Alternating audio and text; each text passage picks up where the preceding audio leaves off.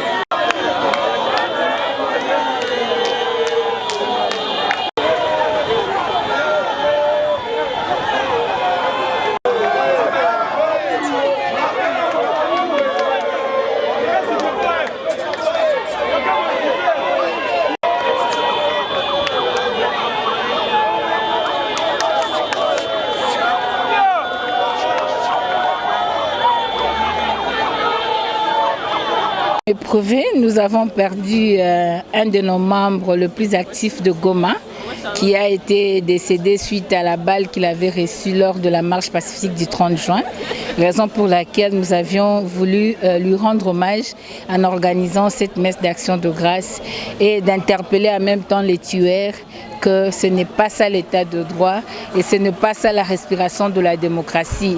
Parce que quelqu'un ne peut pas perdre sa vie seulement parce qu'il a marché pacifiquement, étant donné que c'est un droit constitutionnel.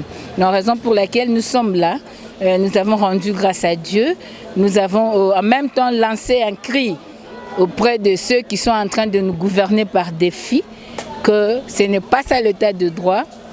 Nous ne sommes pas d'accord avec ce genre de pratiques et nous aimerions profiter de l'occasion pour dire au peuple congolais, ça c'est une preuve de la continuité de la Kabylie.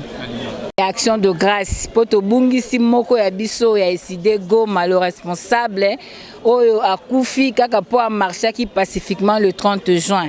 Yango tozali ko profiter pe na occasion pour na koloba.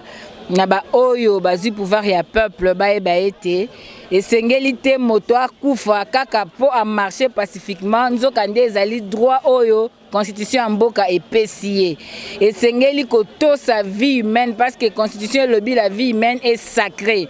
Moto akoki kokufa te po azo exercer droit na ye. Yango to koyebisa ba mboka ba comprendre tango le commandant du peuple akoloba ke esengeli rupture eza na raison po to komona ka ba même pratique oyo utai koleka yango zo continuité donc nous sommes dans la continuité. Une messe d'action de grâce. Comme vous le savez, le 30 juin, nous avons organisé une marche pacifique pour dénoncer les injustices, la corruption et surtout réclamer le respect de la volonté du peuple.